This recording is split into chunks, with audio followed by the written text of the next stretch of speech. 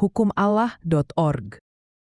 Lampiran 5B. Cara memelihara hari Sabat di masa modern. Memutuskan untuk memelihara hari Sabat. Dalam artikel sebelumnya kita telah menetapkan bahwa perintah Sabat masih berlaku bagi orang Kristen saat ini, dan bahwa memeliharanya jauh lebih dari sekadar memilih satu hari untuk menghadiri gereja. Sekarang kita beralih ke sisi praktis, bagaimana benar-benar memelihara perintah keempat setelah Anda memutuskan untuk menaatinya. Banyak pembaca tiba di titik ini dari latar belakang yang tidak memelihara Sabat. Mungkin Katolik, Ortodoks, Baptis, Metodis, Pentakosta, atau denominasi lainnya, dan mereka ingin menghormati hari ke-7 sambil tetap berada di tempat mereka sekarang. Lampiran ini untuk Anda. Tujuannya adalah membantu Anda memahami apa yang Allah tuntut, memisahkan kebenaran Alkitabiah dari tradisi buatan manusia, dan memberi Anda prinsip-prinsip praktis untuk memelihara Sabat dengan cara yang setia, penuh sukacita, dan mungkin dilakukan dalam kehidupan modern. Namun sangat penting untuk diingat bahwa perintah keempat bukanlah kewajiban yang terpisah, tetapi bagian dari hukum Allah yang kudus dan kekal. Memelihara Sabat tidak menggantikan perintah-perintah Allah lainnya, sebaliknya. Hal itu mengalir secara alami dari kehidupan yang didedikasikan pada seluruh hukumnya. Inti dari memelihara Sabat, kekudusan dan perhentian. Sabat dan kekudusan. Kekudusan berarti pemisahan untuk digunakan oleh Allah. Sama seperti kemas suci dipisahkan dari penggunaan biasa, demikian juga Sabat dipisahkan dari hari-hari lainnya dalam seminggu.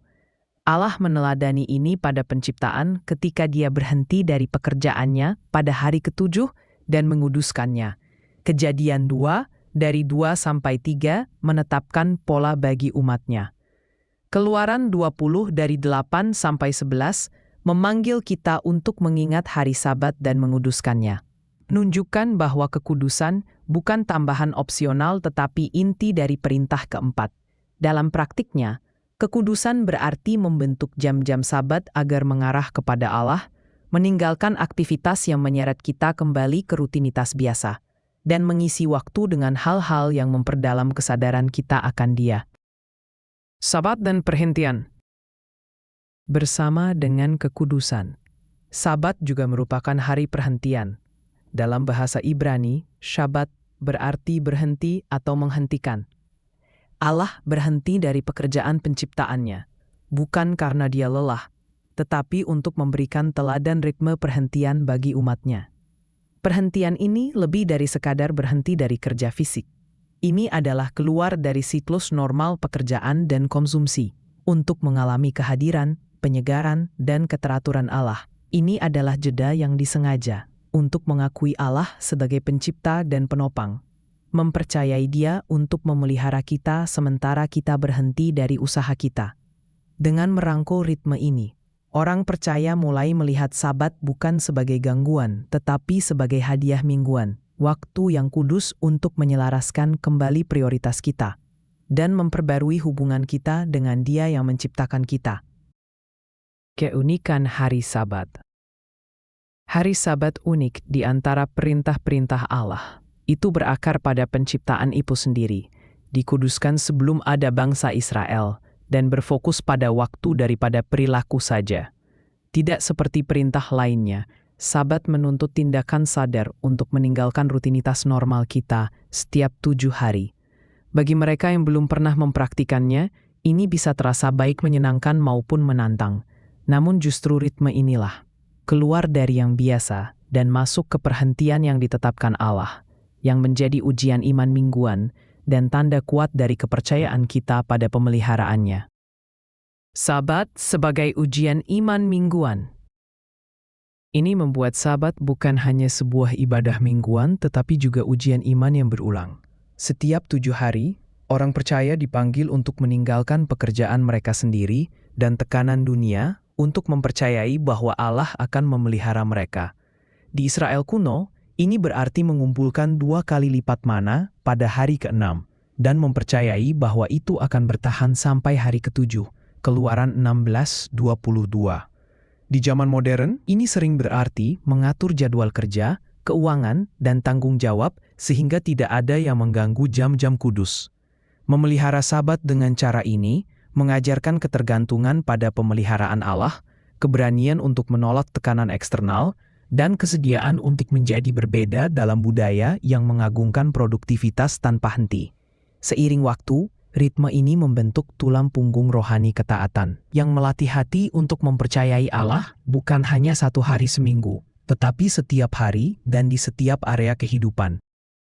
Kapan Sabat dimulai dan berakhir? Elemen paling dasar dari memelihara Sabat adalah mengetahui kapan Sabat dimulai dan berakhir.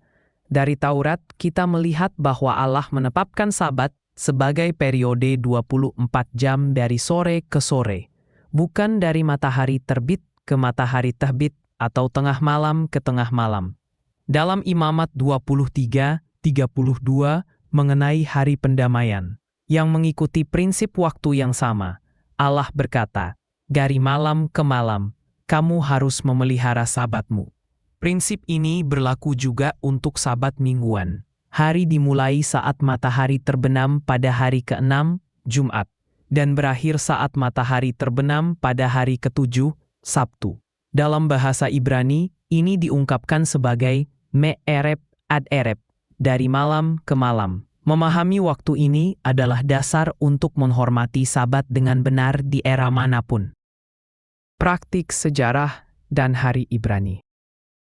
Perhitungan malam ke malam ini berakar kuat dalam konsep waktu Ibrani. Dalam Kejadian 1, setiap hari penciptaan digambarkan sebagai dan jadilah petang dan jadilah pagi, menunjukkan bahwa dalam kalender Allah, hari baru dimulai dengan matahari terbenam. Inilah sebabnya orang Yahudi di seluruh dunia menyalakan lilin dan menyambut Sabat saat matahari terbenam pada Jumat malam. Sebuah tradisi yang mencerminkan pola Alkitabiah. Sementara Yudaisme Rabinis kemudian mengembangkan kebiasaan tambahan, batas dasar Alkitabiah matahari terbenam hingga matahari terbenam tetap jelas dan tidak berubah.